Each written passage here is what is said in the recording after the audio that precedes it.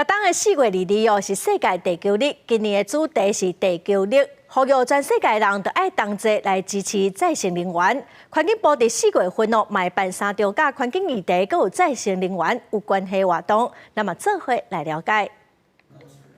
是谁在乱丢垃圾破坏环境？害我们未来只有3%地球可以居住。 长期关心环境议题剧团伫咧台顶扮演甲环境相关的戏剧，希望大家重视4月22世界地球日。2025年地球日总部已经宣布今年的主题叫做地球日，希望透过大家力量支持再生能源，加速能源转型。环境部表示，今年预估有192个国家、11个人口参与世界地球日。环境部嘛伫咧地球日进前小连续举办活动，向大家了解再生能源。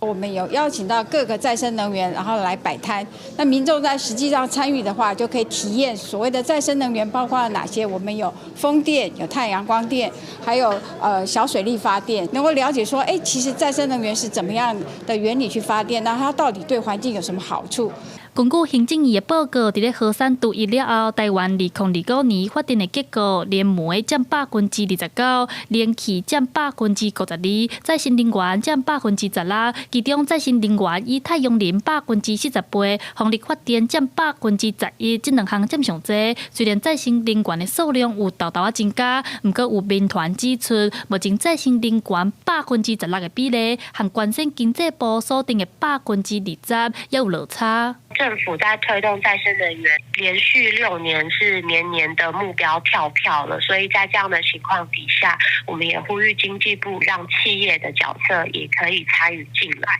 才不会说政府这个再生能源目标全部就是由台电在扛。那这样子，当然台电的财务压力也已经很大了。民团建议政府会当比照美国的做法，要求企业完成再生能源的转型，亲像台湾的龙头企业台积电。 伫咧2024年，拢总使用232亿度的电，其中敢若29个亿度的电来自再生能源。民团认为，台湾要提高再生能源的比例，应该对企业做起，安尼才会当完成政府2030年再生能源达成30%的目标。记者戴阿选柯敏哲台北报道。